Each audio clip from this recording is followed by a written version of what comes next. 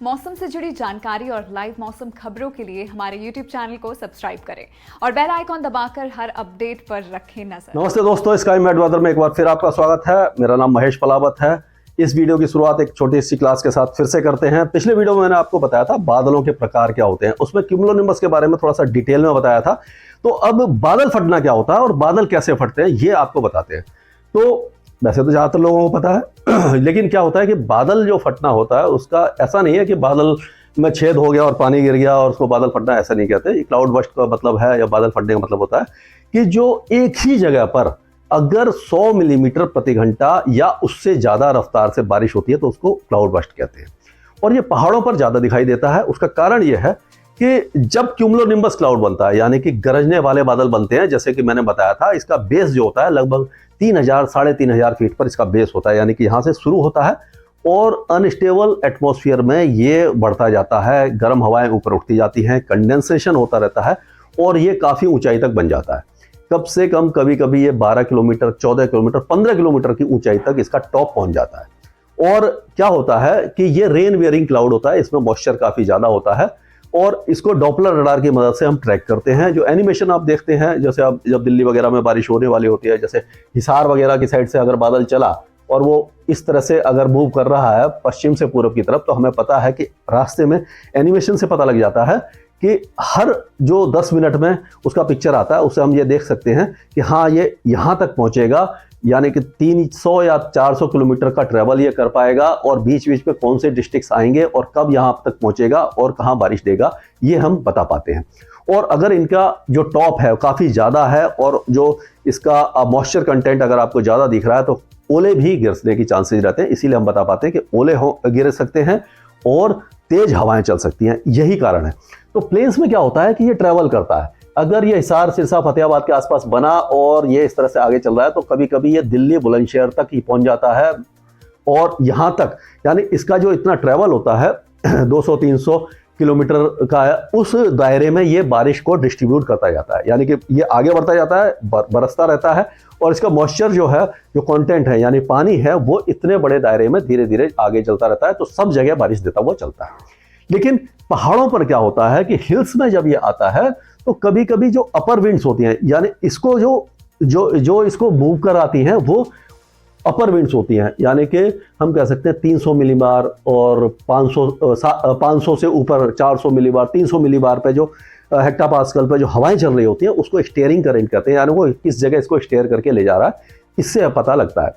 तो कभी कभी पहाड़ों पर क्या होता है कि ये ट्रैप हो जाता है। पहाड़, जैसे ऊंचा पहाड़ है उसके पास में ये बन गया और आगे उधर से हवा आ रही है, वो ब्लॉक हो गई, तो इसको वो मूव नहीं करा पाती। अगर ये मूव नहीं करता, हिल नहीं पाता, बहुत धीरे धीरे हिल रहा होता है, तो जितना भी मॉइस्चर है बारिश तो ये देगा, लेकिन प्लेन्स में ये ट्रैवल करते हुए देगा तो वो डिस्ट्रीब्यूशन हो जाएगा। लेकिन अगर पहाड़ों पर एक ही जगह बारिश देगा तो वो सारी बारिश एक जगह डिप्लीट हो जाएगी और वो इतनी ज़्यादा तेज़ी से बारिश होती है तो उसको बादल फटना कहते हैं। जैसे कि उत्तराखंड वगैरह में, हिमाचल वगैरह में, जम्मू कश्मीर में होते रहते हैं। और पहाड़ों पर जब इतनी तेज बारिश होती है, अगर यही बारिश दिल्ली, यूपी, हरियाणा, पंजाब, राजस्थान कहीं होती है तो फ्लैश फ्लड आता है, यानी कि थोड़ा सा पानी भर जाता है, जल भराव हो जाता है, लेकिन पानी को रास्ता मिल जाता है निकलने का।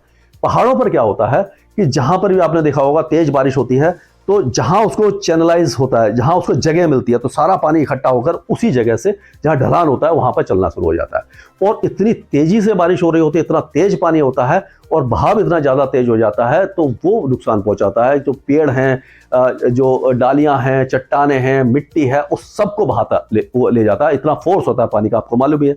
तो जब इतनी तेज फोर्स के साथ जाता है तो अगर बीच में कोई छोटे मोटे घर आ गए या कोई होटल है या सड़क है तो उस सब को भी ये बहा ले जाता है। तो इसीलिए पहाड़ों पर इसका नुकसान बहुत ज़्यादा देखने को मिलता है। तो बादल फटने की घटना इसको कहते हैं।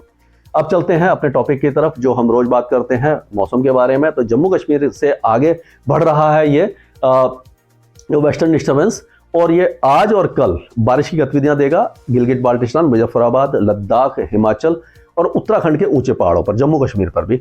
और ये स्नोफॉल जो होगा ऊंचे पहाड़ों पर होगा, निचले इलाकों में स्नोफॉल नहीं होगा, बारिश की संभावना ही बन रही है। और ये जो साइक्लोनिक सर्कुलेशन है ये पंजाब, हरियाणा, उत्तर पश्चिमी उत्तर प्रदेश और आसपास के इलाकों में ऊंचाई और मध्यम दर्जे के बादल पैदा करेगा, लेकिन वो बारिश वाले बादल नहीं होंगे। इसलिए बारिश की संभावना से इनकार मैं कर रहा हूं कि चांसेस नहीं है। हालांकि बादल दिखाई देंगे ये गलतफहमी हो जाएगी कि हाँ बारिश हो सकती है, लेकिन होगी नहीं। जब बादल होते हैं तो ग्रीन हाउस इफेक्ट होता है।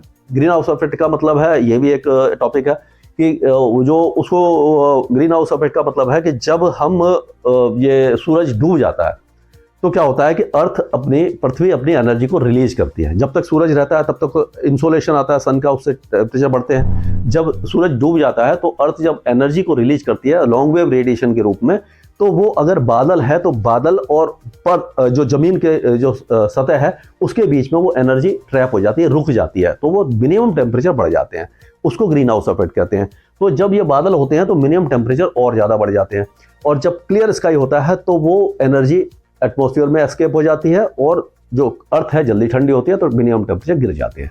तो इसीलिए मिनिमम टेम्परेचर इन सारे इलाकों में, पंजाब, हरियाणा, उत्तरी राजस्थान और उत्तर प्रदेश के कई इलाकों से दिल्ली में बढ़े रहेंगे इन बादलों के कारण। और उसके बाद भी जो ड्रॉप है बहुत ज़्यादा दिखाई नहीं दे रहा है। गर्मी लगातार बढ़ रही है, अभी कोई भी राहत हमें दिखाई नहीं दे रही है। 27-28 के बाद अगर हल्की बूंदाबांदी या बौछारें पड़ी तो कुछ राहत मैक्सिमम टेम्परेचर में आपको दिखाई दे सकती है। लेकिन तब तक के लिए हम कह सकते हैं कि राजस्थान, गुजरात, मध्य प्रदेश के कई इलाके, महाराष्ट्र और छत्तीसगढ़ और साउथ इंडिया बहुत ज़्यादा गर्मी देखेगा और फसलों को नुकसान हो रहा है।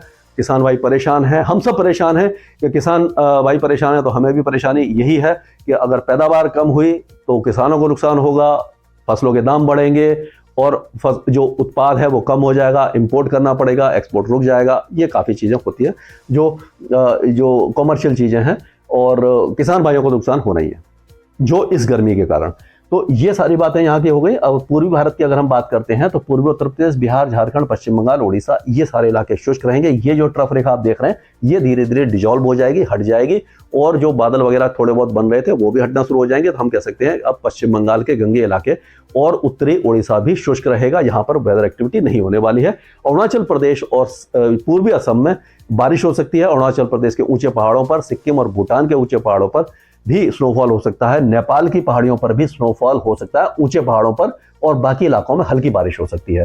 तो ये सारा इलाका कवर किया हमने। अगर अंडमान और निकोबार द्वीप समूह की बात करें तो यहाँ पर भी कोई खास वेदर एक्टिविटी नहीं है, बादल ही छाएंगे, और लक्षद्वीप भी शुष्क रहेगा। और ये चारों जो स्टेट हैं, जो तेलंगाना, कर्नाटका, आंध्र प्रदेश, तमिलनाडु और केरल, यहाँ पर तापमान बढ़े रहेंगे, कोई भी राहत दिखाई नहीं देगी। मुंबई, थाने, दहानू, ये सारे इलाके भी गर्म रहेंगे, यहाँ पर भी कोई राहत बिल्कुल भी दिखाई नहीं देगी। कुल मिलाकर के गर्मी अभी बरकरार रहेगी, और जो मार्च के आखिर में सेकेंड हाफ में जो टेम्परेचर दिखाई देते हैं या अप्रैल में दिखाई देते हैं वो अभी से देखने को मिल रहे हैं। ये क्लाइमेट चेंज का असर भी है, और डायरेक्ट इंपैक्ट नहीं है, लेकिन कुछ ऐसे वेदर पैरामीटर बन जाते हैं, जैसे कि वेस्टर्न डिस्टर्बेंस लगातार आ रहे हैं लेकिन वो बारिश नहीं दे पा रहे, उत्तरी हवाएं नहीं चल पा रही, एंटी साइक्लोन के कारण ये गर्म हवाएं आ रही हैं। ये सारे कारण इसके हैं। इसके आगे जो भी अपडेट होगा मैं आगे अपडेट दूंगा। स्काईमेट वेदर में अभी के लिए इतना ही। मौसम से जुड़ी जानकारी और लाइव मौसम खबरों के लिए हमारे YouTube चैनल को सब्सक्राइब करें और बेल आइकॉन दबाकर हर अपडेट पर रखें नजर।